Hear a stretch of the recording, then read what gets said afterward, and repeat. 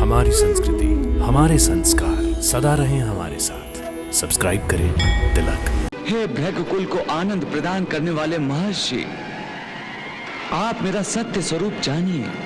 मैं शाप, ताप, काल से परे हूं। मैं किसी के भी शाप के प्रभाव में नहीं आ सकता। कोई भी शाप मुझे नहीं लगता। परंतु मैं तपस्वियों के तपोबल का आदर करता हूं।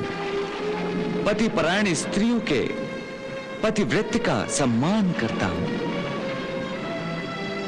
सत्यवचनी व्यक्तियों की सत्यनिष्ठा का सत्कार करता हूं और धर्मात्माओं की धर्मनिष्ठा का गौरव करता हूं। इसलिए इनके वचनों को मैं ही सत्य का रूप देता हूं, अर्थात इनके शाप मेरे ही कारण सच होते हैं। हे द्विज श्रेष्ठ, हे महर्षि, हे भार्गव उत्तंक, अधर्मियों का विनाश करने के लिए ये सब क्या परम आवश्यक नहीं था? क्या अब भी आप मानते हैं कि मैंने युद्ध की अनुमति देकर अपराध किया? क्या अब भी आप मानते हैं कि मैं शाप के योग्य हूं? यदि आप ऐसा ही मानते हैं तो आप मुझे अवश्य शाप दीजिए। मैं आपके वचनों का, आपके शाप का निश्चित ही आदर करूंगा।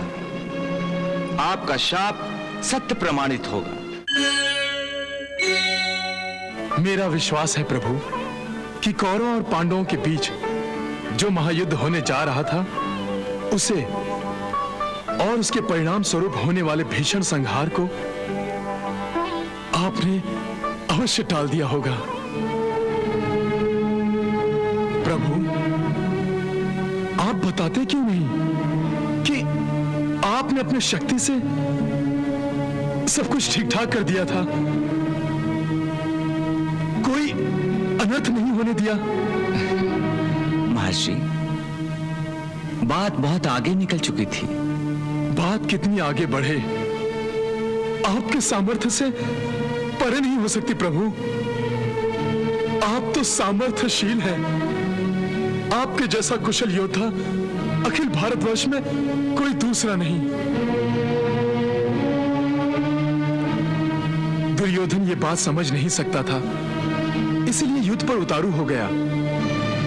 परंतु आपने दुर्योधन को अपनी शक्ति का परिचय देकर युद्ध पर अंकुश अवश्य लगाया होगा। प्रभु, यही कहना चाहते हैं ना आप? नहीं भृगुनंदन, मैं कुछ और कहना चाहता हूं। कहीं आप ये तो नहीं कहना चाहते हैं कि युद्ध हुआ? हाँ भार्गव, आपके होते हुए युद्ध हुआ? हाँ, संसार का सबसे भीषण युद्ध हुआ और इस युद्ध में भीषण संहार हुआ महर्षि उत्तंक। नहीं केशव! कौरव और पांडवों के वीर आपस में लड़कर यमलोक पहुंच गए। पुत्र, पौत्र, बंधु सहित सारे योद्धाओं का विनाश हुआ। लाखों योद्धा मारे गए। धृतराष्ट्र, गांधारी और द्रौपदी पांडवों के सारे पुत्र मारे गए। इस महाभयंकर युद्ध में केवल 10 योद्धा बच गए। भार्गव तंक, 5 पांडव, सात्यकी, अश्वत्थामा, कृतवर्मा, कृपाचार्य और मैं, शेष सभी मारे गए। इतना भीषण विनाश हुआ, सबके सब मारे गए। ये अच्छा नहीं हुआ केशव, अच्छा नहीं हुआ। युद्ध रोकने की क्षमता होते हुए भी तुमने युद्ध की अनुमति दे दी। ये अपराध है केशव, अक्षम्य अपराध। इस अपराध का दंड मैं तुम्हें अवश्य दूंगा। इस अपराध का दंड मैं तुम्हें अवश्य दूंगा केशव।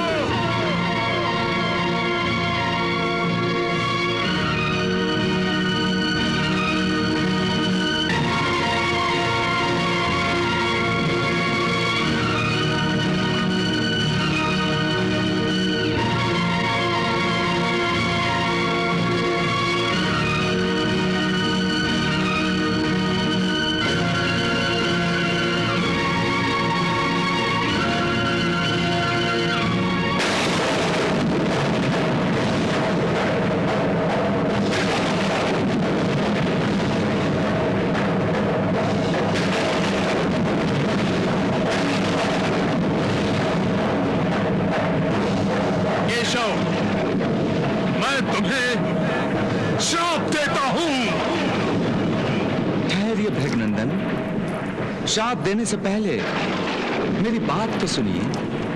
मैंने इस युद्ध को रोकने का बहुत प्रयास किया, परंतु किसी के प्रारब्ध में हस्तक्षेप करके उसको बदलने की चेष्टा नहीं की, क्योंकि ऐसा करना विधि के विधान को बदलना होता, जो सृष्टि के विधाता का विरोध है। इसलिए युद्ध में भाग लेने वाले अपनी मृत्यु के अनुसार अपने अंत को पहुंचे। ये सब तुम मेरी श्राप से डर कर कह रहे हो केशव। मैं तुम्हारी बातों में आने वाला नहीं हूं। मैं तुम्हें अवश्य श्राप दूंगा केशव। नहीं ऋषि श्रेष्ठ, ये स्वयं आपके लिए उचित नहीं है। आप तपस्वी हैं, तेजस्वी हैं। हे दृक्श्रेष्ठ, आपने ब्रह्मचर्य व्रत का कठोर पालन किया है। आपने अपनी सेवा से गुरुजनों को संतुष्ट किया है। आपने अपनी तपस्या से महान तपोबल अर्जित किया है। शाप देने से आपकी ये सारी आध्यात्मिक उपलब्धि नष्ट हो जाएगी। मैं नहीं चाहता कि शाप के कारण आपका तपोबल शून्य हो जाए। मेरा तपोबल शून्य नहीं होगा कृष्ण। मैंने किसी का कल्याण नहीं किया है और ना ही मैंने किसी के अकल्याण के बारे में सोचा है। मैंने अपना तपोबल केवल मृत्यु लोक की भलाई के लिए अर्जित किया है। यदि मेरे तपोबल से मनुष्यों का कल्याण नहीं हो रहा है तो हो जाने दो मेरा तपोबल शून्य। हे महर्षि, आप जैसा महाज्ञानी ज्ञान और अहंकार की सीमा पर खड़ा होकर अध्यात्म तत्व भूल रहा है। अध्यात्म तत्व? मुझे बहलाने और बहकाने का प्रयास मत करो केशव। हे भार्गव, मैं तो केवल आपको समझाने का प्रयास कर रहा हूं। हे भृगुकुल को आनंद प्रदान करने वाले महर्षि, आप मेरा सत्य स्वरूप जानिए। मैं शाप, ताप, काल से परे हूं। मैं किसी के भी शाप के प्रभाव में नहीं आ सकता। कोई भी शाप मुझे नहीं लगता, परंतु मैं तपस्वियों के तपोबल का आदर करता हूं। पतिपरायण स्त्रियों के पतिव्रत का सम्मान करता हूं। सत्यवचनी व्यक्तियों की सत्यनिष्ठा का सत्कार करता हूं और धर्मात्माओं की धर्मनिष्ठा का गौरव करता हूं। इसलिए इनके वचनों को मैं ही सत्य का रूप देता हूं, अर्थात इनके शाप मेरे ही कारण सच होते हैं। क्योंकि अधर्म में लगे हुए सभी मनुष्यों को दंड देने वाला और अपनी मर्यादा से कभी च्युत न होने वाला ईश्वर मैं ही हूं। मैं ही विष्णु, मैं ही ब्रह्मा और मैं ही इंद्र हूं। संपूर्ण भूतों की उत्पत्ति और प्रलय का कारण भी मैं ही हूं। समस्त प्राणी समुदाय की सृष्टि और संहार भी मेरे ही द्वारा है। संपूर्ण भूत मुझ में स्थित है और संपूर्ण भूतों में मैं स्थित हूं। ज्ञानी जिसे सत असत, व्यक्त अव्यक्त और क्षर अक्षर कहते हैं, वो सब मेरे ही स्वरूप हैं। जब भी युग का परिवर्तन होता है तब प्रजा की भलाई के लिए, मैं धर्म की रक्षा और स्थापना के लिए तीनों लोकों में भिन्न भिन्न श्रेणियों में अवतार लेकर धर्म मर्यादा की स्थापना करता हूं। हे महात्मन, यदि यह युद्ध नहीं होता तो पृथ्वी पर पापों का बोझ बढ़ जाता। धर्मात्माओं के साथ धर्म भी कारागृह में बंदी बन जाता। अधर्म और अधर्मियों से संपूर्ण पृथ्वी व्याप्त हो जाती। यज्ञ, तप, पुण्य नष्ट हो जाते और आप जैसे तपस्वियों का आदर सत्कार करने के बदले उनका तिरस्कार किया जाता। हे भार्गवोत्तंक, यदि ऐसा नहीं होता तो मेरे अवतीर्ण होने का उद्देश्य नष्ट हो जाता। मैंने धर्म की स्थापना के लिए और अधर्मियों का नाश करने के लिए ही तो अवतार धारण किया है। यही बात मैंने युद्ध होने से पहले अर्जुन को भी बताई थी। यदा यदा ही धर्मस्य ग्लानिर्भवति भारत अभ्युत्थानम धर्मस्य तदात्मानं सृजाम्यहम्।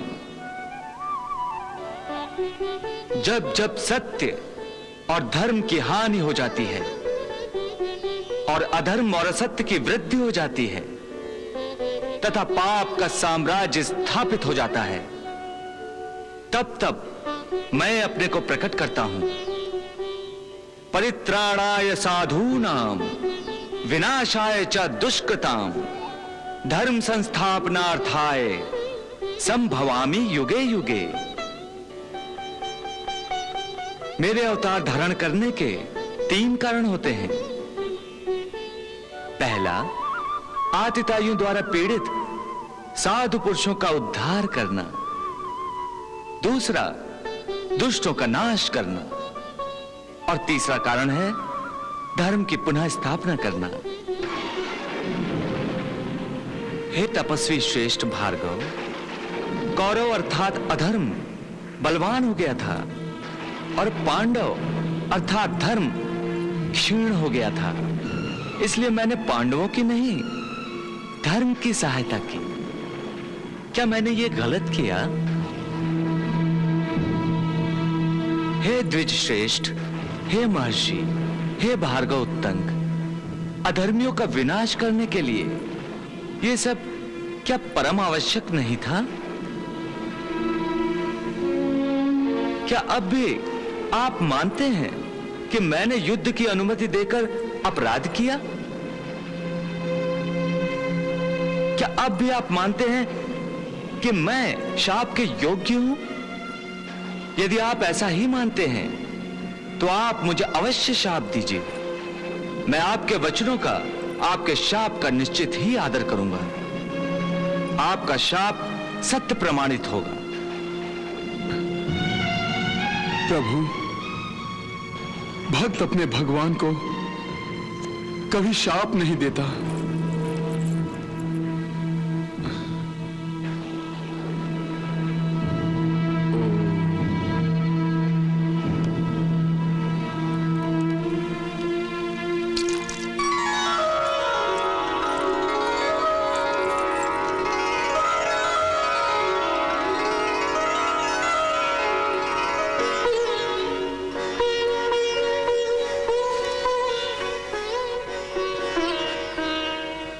प्रभु,